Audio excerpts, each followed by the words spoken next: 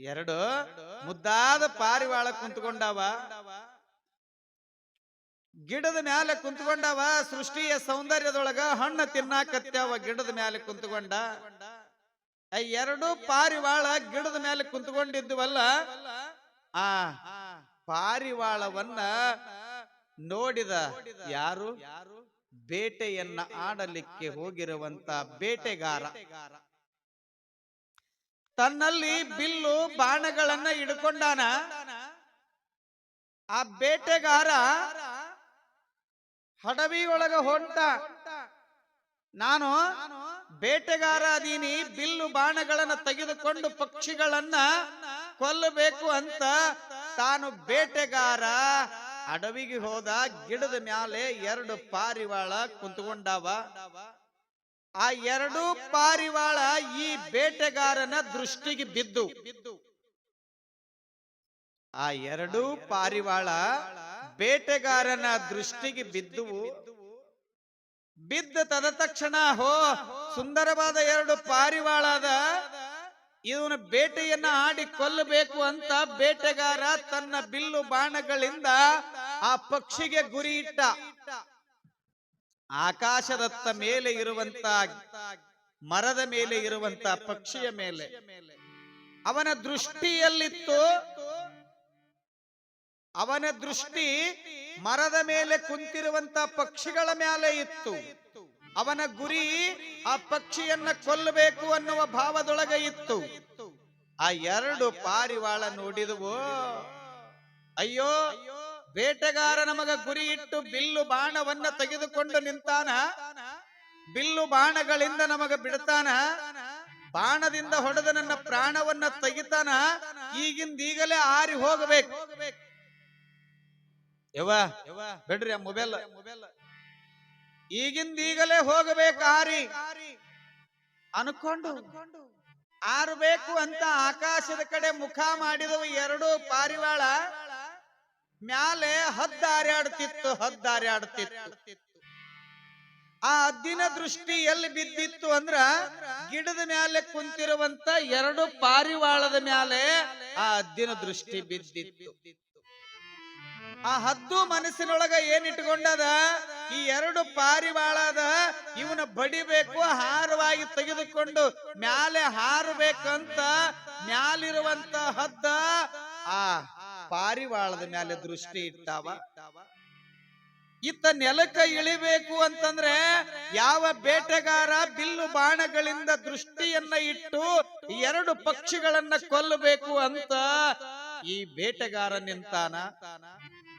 ಅವು ಎರಡು ಪಾರಿವಾಳಕ್ಕೆ ಖಾತ್ರಿಯಾದ ನಮ್ಮ ಸಾವು ಖಚಿತ. ಹಾರಿದ್ರೂ ನಮಗೆ ಸಾವು ಬಿಡುವಂಗಿಲ್ಲ, ತೆಳಗ ಬಿದ್ರೂ ಕೂಡ ಸಾವು ಬಿಡುವಂಗಿಲ್ಲ. ತೆಳಗ ಬೇಟೆಗಾರ ನಿಂತಾನ, ಮ್ಯಾಲೆ ಹದ್ದು ನಿಂತದ.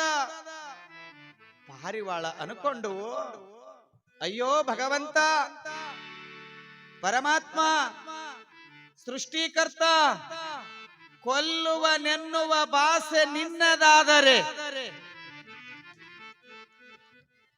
ಜಗತ್ತಿನೊಳಗ ಎರಡೇ ಭಾಷೆ ಅಂತಾರೆ ಶರಣರು. ಕೊಲ್ಲುವನೆಂಬ ಭಾಷೆ ನಿನ್ನದಾದರೆ ಗೆಲ್ಲುವನೆಂಬ ಭಾಷೆ ಭಕ್ತನದು ಅನ್ನುವ ಹಾಗೆ ಎರಡು ಪಕ್ಷಿಗಳು ತೀರ್ಮಾನ ಮಾಡಿದವು. ನಮಗೆ ಸಾವು, ಆರಿದ್ರು ಸಾವು ಬಿಡುಗಡೆ ಇಲ್ಲ, ಇಲ್ಲಿ ಕುಂತ್ರು ಸಾವು ಬಿಡುಗಡೆ ಇಲ್ಲ ಅಂತ ಎರಡು ಪಕ್ಷಿಗಳು ಭಕ್ತಿಯಿಂದ ಭಗವಂತನ ಪ್ರಾರ್ಥನೆಯನ್ನ ಮಾಡಿದವು. ಎರಡನೆಯ ಶ್ರೀಶೈಲ ಮಲ್ಲಿಕಾರ್ಜುನ ಮಹಾಸ್ವಾಮಿ, ಹುಟ್ಟಿಸಿದವ ನೀನು, ಬೆಳೆಸಿದವ ನೀನು, ರಕ್ಷಣೆ ಮಾಡಿದವ ನೀನು. ಈ ಕಷ್ಟ ಸಂಕಷ್ಟದಿಂದ ನಮ್ಮನ್ನ ದೂರ ಮಾಡವನು ನೀನೇ, ಕಷ್ಟಕ್ಕೆ ಈಡುಪಡಿಸುವವನು ನೀನೇ. ನಿರ್ಮಲವಾದ ಮನಸ್ಸಿನಿಂದ ಭಕ್ತಿಯಿಂದ ಪ್ರಾರ್ಥನೆಯನ್ನ ಮಾಡ್ತಾವ. ಹೇ ಭಗವಂತ ಮಲ್ಲಿಕಾರ್ಜುನ, ಹೇಗಾದರೂ ಮಾಡಿ ನಮ್ಮನ್ನ ರಕ್ಷಿಸೋ ಅಂತ ಎರಡು ಪಾರಿವಾಳ ಗಿಡದ ಮ್ಯಾಲೆ ಕುಂತಿರುವಂತಾವು ಭಗವಂತನ ಪ್ರಾರ್ಥನೆಯನ್ನ ನಿಷ್ಕಲ್ಮಶ ಮನಸ್ಸಿನಿಂದ ಮಾಡಾಕತ್ಯಾವ. ನಿಷ್ಕಲ್ಮಶ ಮನಸ್ಸಿನಿಂದ ಪ್ರಾರ್ಥನೆಯನ್ನ ಮಾಡಲಿಕ್ಕತ್ತಿದುವಲ್ಲ, ಆ ಪ್ರಾರ್ಥನೆಯ ಕೂಗ ಮಲ್ಲಿಕಾರ್ಜುನ ಮಹಾಸ್ವಾಮಿಗೆ ಕೇಳಿತ್ತು. ಮಲ್ಲಿಕಾರ್ಜುನ ಮಹಾಸ್ವಾಮಿಗೆ ಕೇಳಿತ್ತು, ಪ್ರಾಣ ಸಂಕಟದೊಳಗೆ ಸಿಕ್ಕಿರುವ ಎರಡು ಪಾರಿವಾಳದ ನಿಷ್ಕಲ್ಮಶವಾದ ಮನಸ್ಸಿನ ಭಾವನೆ ಮಲ್ಲಿಕಾರ್ಜುನ ಮಹಾಸ್ವಾಮಿಗೆ ಗೊತ್ತಿತ್ತು. ನೋಡಿದ ಬುಡುಕ ಬೇಟೆಗಾರ ಮೇಲೆ ಹದ್ದು. ಹಾಗಾಗಿ ಅಂದ ಮಲ್ಲಿಕಾರ್ಜುನ, ರಕ್ಷಿಸಬೇಕು ನಿರ್ಮಲವಾದ ಮನಸ್ಸಿನಿಂದ ನನ್ನ ಪ್ರಾರ್ಥನೆಯನ್ನ ಮಾಡಿದ ಜೀವಿಗಳನ್ನ ಉಳಿಸಬೇಕು ನಾನು ಅಂತೇಳಿ ಮಲ್ಲಿಕಾರ್ಜುನ ನೋಡುತ್ತಾನೆ.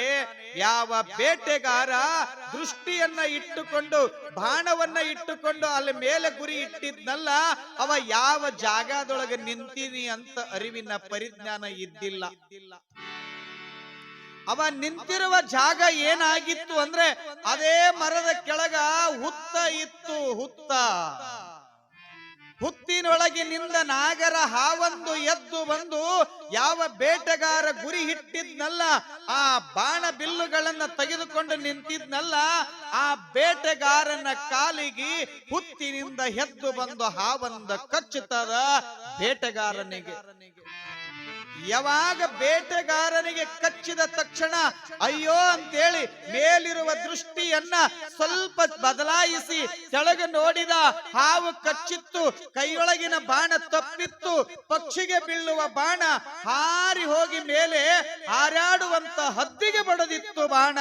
ಹದ್ದು ಸತ್ತು ನೆಲಕ್ಕೆ ಬಿದ್ದಿತ್ತು, ಪಕ್ಷಿಗಳ ಪ್ರಾಣ ಉಳದಿತ್ತು. ಪಕ್ಷಿಗಳ ಪ್ರಾಣ ಉಳದಿತ್ತು. ಯಾಕ ಉಳಿಸಿದ ಮಲ್ಲಿಕಾರ್ಜುನ ಮಹಾಸ್ವಾಮಿ ಅಂದ್ರ ನಿರ್ಮಲವಾದ ಮನಸ್ಸಿನ ಭಾವನೆಯಿಂದ, ಹೇ ಮಲ್ಲಿಕಾರ್ಜುನ, ಹೇ ಶ್ರೀಶೈಲ ಮಲ್ಲಿಕಾರ್ಜುನ, ನನ್ನನ್ನ ಹುಟ್ಟಿಸಿ ಬೆಳೆಸಿ ರಕ್ಷಿಸುವವ ನೀನು, ನಮ್ಮನ್ನ ರಕ್ಷಿಸು ಪ್ರಾಣ ಸಂಕಟದಿಂದ ಅಂತ ನಿರ್ಮಲ ಭಾವನೆಯಿಂದ ಪ್ರಾರ್ಥನೆ ಮಾಡಿದ್ನಲ್ಲ. ಪ್ರಾರ್ಥನೆ ಮಾಡಿದವಲ್ಲ, ಆ ಪ್ರಾರ್ಥನೆ ಮಲ್ಲಿಕಾರ್ಜುನನಿಗೆ ಕೇಳಿತ್ತು. ಪ್ರಾಣ ಸಂಕಟದಿಂದ ಪಾರು ಮಾಡಿದ ಮಲ್ಲಿಕಾರ್ಜುನ ಸ್ವಾಮಿ. ಮಲ್ಲಿಕಾರ್ಜುನ ಸಾಯ ಹೊತ್ತಿಗೆ ನೀ ಕಾಯ ಹರಿಯೇ,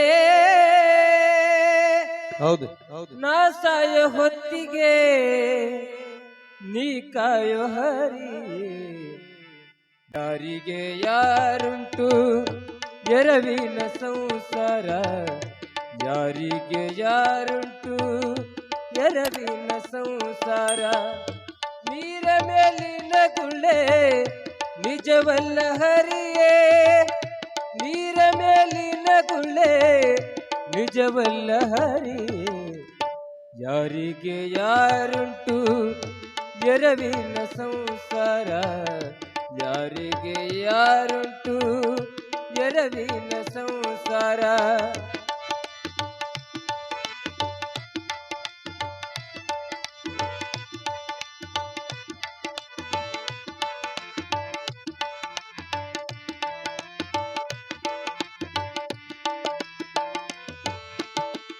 ಅಡವಿಯೊಳು ಮನೆ ಮಾಡಿ ಗಿಡಕ್ಕೆ ತೊಟ್ಟಿಲ ಕಟ್ಟಿ, ಅಡವಿಯೊಳು ಮನೆ ಮಾಡಿ ಗಿಡಕ್ಕೆ ತೊಟ್ಟಿಲ ಕಟ್ಟಿ.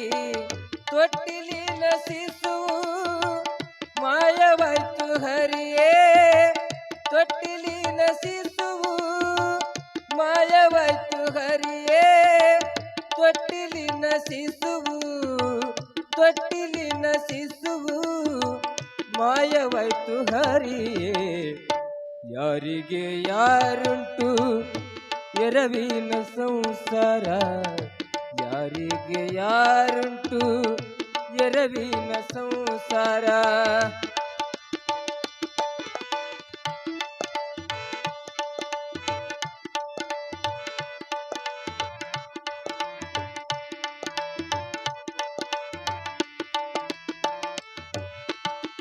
ಬಾಯಾರಿತು ಎಂದು ಬಾವಿ ನೀರಿಗೆ ಹೋದೆ, ಬಾಯಾರಿತು ಎಂದು ಬಾವಿ ನೀರಿಗೆ ಹೋದೆ.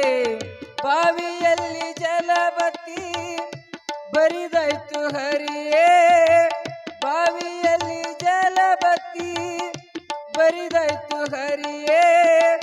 ಬಾವಿಯಲ್ಲಿ ಜಲಬತ್ತಿ ಬಾವಿಯಲ್ಲಿ ಜಲಬತ್ತಿ ಬರಿದಾಯ್ತು ಹರಿ ಯಾರಿಗೆ ಯಾರುಂಟು ಎರವಿನ ಸಂಸಾರ ಯಾರಿಗೆ ಯಾರುಂಟು ಎರವಿನ ಸಂಸಾರ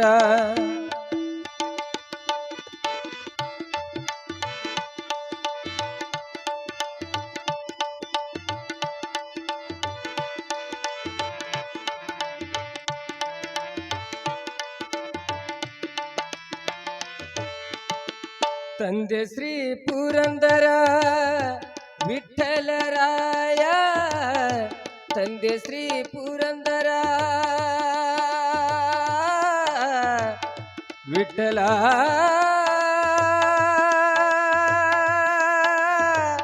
ವಿಠಲ ವಿಠಲ